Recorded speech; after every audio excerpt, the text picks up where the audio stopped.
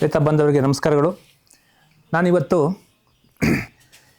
ಈಗ ರೈತರು ಏನು ಮಾಡ್ತಾರೆ ಅಂತಂದರೆ, ಪ್ರತಿಯೊಂದು ಬೆಳೆಗೂ ಒಂದೊಂದು ಕೂರಿಗೆಯನ್ನು, ಸಂಯುಕ್ತ ಕೂರಿಗೆಯನ್ನು ಇಟ್ಕೊಳ್ಳೋಕ್ಕೆ ಸಾಧ್ಯವಾಗದ ಕೆಲಸ. ಅದಕ್ಕೋಸ್ಕರ ನಾವು ಖುಷ್ಕಿ ಬೇಸಾಯ ಪ್ರಯೋಜನೆಯಿಂದ ನಾವು ಒಂದು ಬಹು ಬೆಳೆಗಳ ಬೀಜಗಳನ್ನು ಬಿತ್ತನೆ ಮಾಡ್ತಕ್ಕಂಥ ಟ್ಯಾಕ್ಟ್ರಿ ಚಾಲಿತ ಒಂದು ಕೂರಿಗೆಯನ್ನು ಅಭಿವೃದ್ಧಿಪಡಿಸಿದ್ದೀವಿ. ಇದರ ಒಂದು ಉಪಯೋಗ ಏನಪ್ಪ ಅಂತಂದರೆ, ಎಲ್ಲ ಥರದ ಬೆಳೆಗಳನ್ನ ಬಿತ್ತನೆ ಮಾಡ್ಬೋದು. ರಾಗಿ ಬಿತ್ತನೆ ಮಾಡ್ಬೋದು, ರಾಗಿ, ತೊಗರಿ, ಅವರೆ, ನವಣೆ, ಸಜ್ಜೆ, ಶೇಂಗಾ, ದ್ವಿದಳ ಧಾನ್ಯಗಳು ಯಾವುದಾಗಿರ್ಬೋದು, ಏಕದಳಗಳು ಯಾವುದಾಗಿರ್ಬೋದು, ಈವನ್ ಭತ್ತನೂ ಸಹ ಈ ಒಂದು ಕೂರಿಗೆಯಿಂದ ಬಿತ್ತನೆ ಮಾಡ್ಬೋದು. ಆಮೇಲೆ ಈಗೇನಾಯ್ತು ಅಂತಂದರೆ, ಈಗ ಮಾನೋಕ್ರಾಪ್ನ ಈಗ ಎಲ್ಲ ಥರದ ಬೀಜಗಳನ್ನ ಬಿತ್ತನೆ ಮಾಡ್ಬೋದು. ಆಮೇಲೆ ಅಂತರ್ ಬೆಳೆಗಳನ್ನ, ಈ ಕೂರಿಗೆಯಿಂದ ಅಂತರ್ ಬೆಳೆಗಳನ್ನು ಸಹ ಬಿತ್ತನೆ ಮಾಡ್ಬೋದು.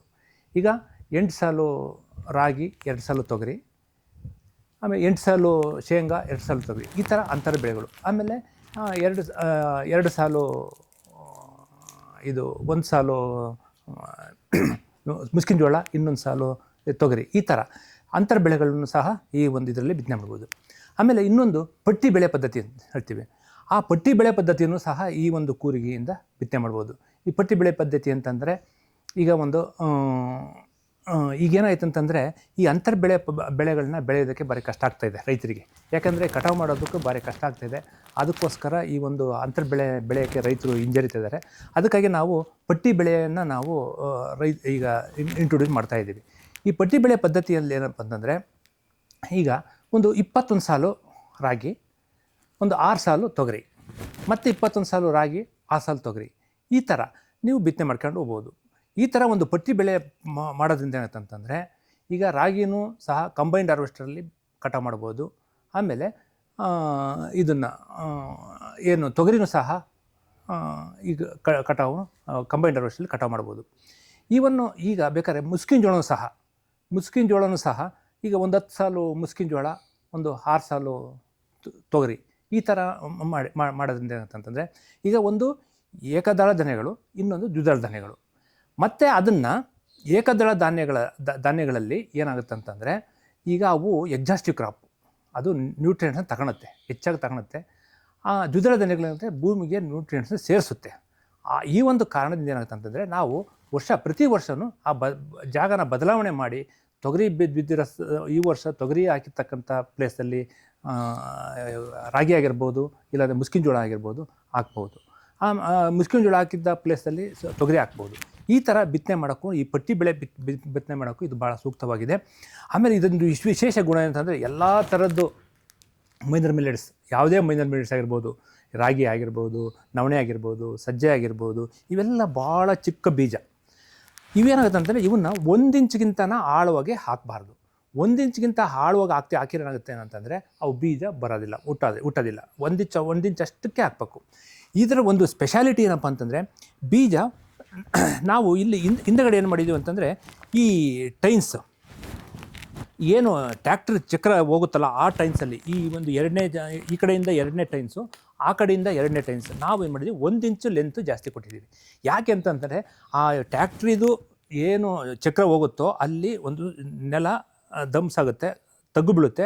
ಆವಾಗ ಇಲ್ಲಿ ನಾವು 1 ಇಂಚ್ ಜಾಸ್ತಿ ಕೊಟ್ಟಿರೋದ್ರಿಂದ ಎಲ್ಲದೂ 1 ಇಂಚು ಆಳವಾಗಿ ಬೀಳಬೇಕು ಬೀಜ ಅಂತಂದರೆ, ಎಲ್ಲದ್ರಾಗೂ 1 ಇಂಚ್ ಆಳದಲ್ಲಿ ಬೀಜ ಬೀಳ್ತವೆ. ಆಮೇಲೆ ಇನ್ನೊಂದು ಸ್ಪೆಷಾಲಿಟಿ ಏನಪ್ಪ ಅಂತಂದರೆ, ಬೀಜ ಬಿದ್ದ ತಕ್ಷಣ ಈ ಹಿಂದುಗಡೆ ಏನು ಇವು ಟೈರ್ಗಳಿದ್ದಾವೋ, ಟೈರ್ಗಳು ಒಂದು ಸ್ವಲ್ಪ ಲೈಟಾಗಿ ಕಾಂಪ್ಯಾಕ್ಟ್ ಮಾಡ್ತವೆ. ಕಾಂಪ್ಯಾಕ್ಟ್ ಮಾಡೋದ್ರಿಂದ ಏನಾಗುತ್ತೆ ಅಂತಂದರೆ, ನೀರು ಆವಿ ಆಗೋದು ಕಡಿಮೆ ಆಗುತ್ತೆ. ಕೆಪಿಲರಿ ರೈಸ್ ಏನಾಗುತ್ತೆ, ಅದು ಬ್ರೇಕ್ ಆಗೋದ್ರಿಂದ ಎಲ್ಲವನ್ನು ಯೂನಿಫಾರ್ಮಾಗಿ ಉಟ್ವಳೆ ಆಗ್ತವೆ. ಅದೇ ನೀವು ಏನು ಕಮರ್ಷಿಯಲಾಗಿ ಸಿಗ್ತಾವಲ್ಲ ಕೂರಿಗೆಗಳು, ಅವನ್ನ ನೀವು ಉಪಯೋಗಿಸ್ತಾ ಏನಾಗುತ್ತೆ ಅಂತಂದರೆ, ಹಿಂದುಗಡೆ ಬ್ಲೇಡ್ ಕೊಟ್ಟಿರ್ತಾರೆ. ಆ ಬ್ಲೇಡ್ ಏನಾಗುತ್ತಂದರೆ, ನೆಲನ ಲೂಸ್ ಮಾಡ್ಕೊಂಬರುತ್ತೆ, ಸೀಟ್ ಕವರ್ ಮಾಡುತ್ತೆ, ನೆಲ ಲೂಸ್ ಮಾಡ್ಕೊಂಬರುತ್ತೆ. ಆ ಥರ ಲೂಸ್ ಮಾಡೋದ್ರಿಂದ ಏನಾಗುತ್ತೆ ಅಂತಂದರೆ, ತೇವ ಬೇಗ ಆವಿ ಆಗುತ್ತೆ. ಒಂದು 2-3 ದಿವಸದಲ್ಲಿ ತೇವಾಂಶ ಹೊರಟೋಗುತ್ತೆ. ಆಗ ಬೀಜ ಸರಿಯಾಗಿ ಮೊಳಕೆ ಬರೋದಿಲ್ಲ. ಏನಾದರೂ ಮಳೆ ಬಂದರೆ ಮಾತ್ರ ಮೊಳಕೆ ಬರುತ್ತೆ, ಇಲ್ಲಾಂದರೆ ಬರೋದಿಲ್ಲ. ಅದೇ ಈ ಸೀಡ್ರಲ್ಲಿ ಏನಾಗುತ್ತೆ ಅಂತಂದರೆ, ಮುಂದಿನ ದಿನಗಳಲ್ಲಿ ಮಳೆ ಬರಲಿಲ್ಲ ಅಂದ್ರೂ ಒಂದು ಮೊಳಕೆ ಕ್ಲೀನಾಗಿ ಮೊಳಕೆ ಬರುತ್ತೆ, ಕ್ಲೀನಾಗಿ ಹುಟ್ಟುವಳಿ ಆಗ್ತವೆ. ಆಮೇಲೆ ಇನ್ನೊಂದು ಏನು ಸ್ಪೆಷಾಲಿಟಿ ಏನಪ್ಪ ಅಂತಂದರೆ, ನಾವು ಇದರಲ್ಲಿ ಈ ಒಂದು ಕೂರಿಗೆನಲ್ಲಿ ಬೀಜ ಮತ್ತು ಗೊಬ್ಬರ ಮಿಕ್ಸ್ ಆಗೋಲ್ಲ. ಈ ಬೀಜ ಮತ್ತು ಗೊಬ್ಬರ ನಾವೇನು ಮಾಡಿದ್ದೀವಿ, ಈಗ ನೋಡಿ ಮುಂದೆ ಗೊಬ್ಬರ ಬೀಳುತ್ತೆ, ಹಿಂದೆ ಬೀಜ ಬೀಳುತ್ತೆ. ಆ ಒಂದು ಟೈನ್ಸ್ಗೂ ಈ ಒಂದು ಟೈನ್ಸ್ಗೂ 2 ಇಂಚ್ ಅಂತರದಲ್ಲಿ ಕೊಟ್ಟಿದ್ದೀವಿ. ಹಾಗಾಗಿ ಏನಾಗುತ್ತೆ ಅಂತಂದರೆ ಬೀಜ ಮತ್ತು ಗೊಬ್ಬರ ಯಾವುದೇ ಕಾರಣಕ್ಕೂ ಮಿಕ್ಸ್ ಆಗಲ್ಲ. ಅದರಿಂದ ಏನಾಗುತ್ತೆ ಅಂತಂದರೆ ಈ ಬೀಜ ಅದಕ್ಕೂ ಒಂದಕ್ಕೊಂದು ಪ್ರಾರಂಭದಲ್ಲಿ ಅದು ಮಿಕ್ಸ್ ಆಗೋದಲ್ಲೇ ಇರೋದ್ರಿಂದ ಆ ಬೀಜ ಸ್ಕಾರ್ಚಿಂಗ್ ಥರ ಸುಟ್ಟೋಗೋ ಥರ ಆ ಥರ ಆಗೋದಿಲ್ಲ, ಏನೂ ಪ್ರಾಬ್ಲಮ್ ಆಗೋದಿಲ್ಲ. ಇಷ್ಟೊಂದು ಫೆಸಿಲಿಟೀಸ್ ಇದೆ. ಆಮೇಲೆ ಇದು ಹೇಳಿದ್ನಲ್ಲ, ಇಲ್ಲಿ ನಾವು ಈ ಒಂದು ಕೌಲ್ಟ್ರಸ್ನಲ್ಲಿ ಮುಂದ್ಗಡೆ ನಾವು ಗೊಬ್ಬರ ಹಾಕಿರ್ತೀವಿ, ಇಲ್ಲಿ ನಾವು ಬೀಜ ತುಂಬ್ತೀವಿ. ಈಗ ಫಾರ್ ಎಕ್ಸಾಂಪಲ್ಲು ನಾವು ರಾಗಿ ಬಿತ್ತನೆ ಮಾಡ್ಬೇಕಪ್ಪ ಅಂತಂದರೆ ಎಲ್ಲ ಕೌಲ್ಟ್ರಿಗೂ ಬೀಜ ಹಾಕಬೇಕಾಗುತ್ತೆ. ಯಾಕೆಂದರೆ ರಾಗಿ ಸಾಲಿಂದ ಸಾಲಿಗೆ 1 ಅಡಿ. ಅದೇ ನೀವು ಯಾವುದೇ ಮೈನರ್ ಮಿಲೆಟ್ಸ್ನ ಹಾಕ್ಬೇಕಾದ್ರೆ 1 ಅಡಿ, ಸಾಲಿಂದ ಸಾಲಿಗೆ 1 ಅಡಿ ಹಾಕೋದ್ರಿಂದ ಎಲ್ಲ ಕೌಲ್ಟ್ರಿಗೂ ಬೀಜ ತುಂಬಬೇಕಾಗುತ್ತೆ.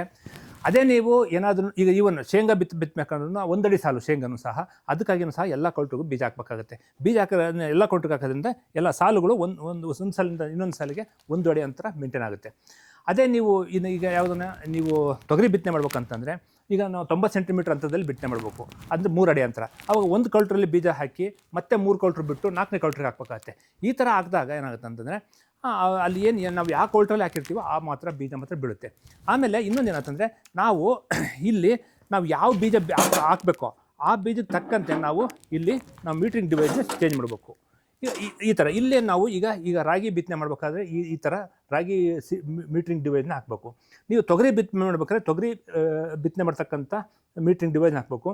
ಮುಸ್ಕಿನ ಜೋಳಕ್ಕೆ ಅದರದೇ ಆದ ಒಂದು ಮೀಟ್ರಿಂಗ್ ಡಿವೈಸ್ ಇದೆ, ಅದನ್ನ ಆ ಥರ ನಾವು ಯಾವುದೇ ಬೀಜನ ಬಿತ್ತನೆ ಮಾಡ್ತೀವೋ ಅದು ತಕ್ಕಂತೆಯೇ ನಾವು ಆ ಮೀಟ್ರಿಂಗ್ ಡಿವೈಸ್ನ ಚೇಂಜ್ ಮಾಡಬೇಕು. ಈ ಥರ ಮಾಡೋದ್ರಿಂದ ಏನಾಗುತ್ತೆ ಅಂತಂದರೆ ನಾವು ಅಂತರ್ ಬೆಳೆಗಳನ್ನ ಬೆಳಿಬೋದು, ಆಮೇಲೆ ಪಟ್ಟಿ ಪದ್ಧತಿಗಳನ್ನ ಬೆಳಿಬೋದು. ಆಮೇಲೆ ಬರೀ ಮಾನೋಕ್ರಾಪ್ನ ಸಹ ಬೆಳಿಬೋದು. ಈ ಥರ ಇಷ್ಟೆಲ್ಲವೂ ಅನುಕೂಲ ಇದೆ. ಆಮೇಲೆ ಈ ಥರ ಎಲ್ಲ ಬೆಳೆಗಳನ್ನು ನಾವು ಈ ಒಂದು ಸೀಡ್ಲಿಂದ ನಾವು ಬೆಳೆಗಳನ್ನ ಬೆಳಿಬೋದು.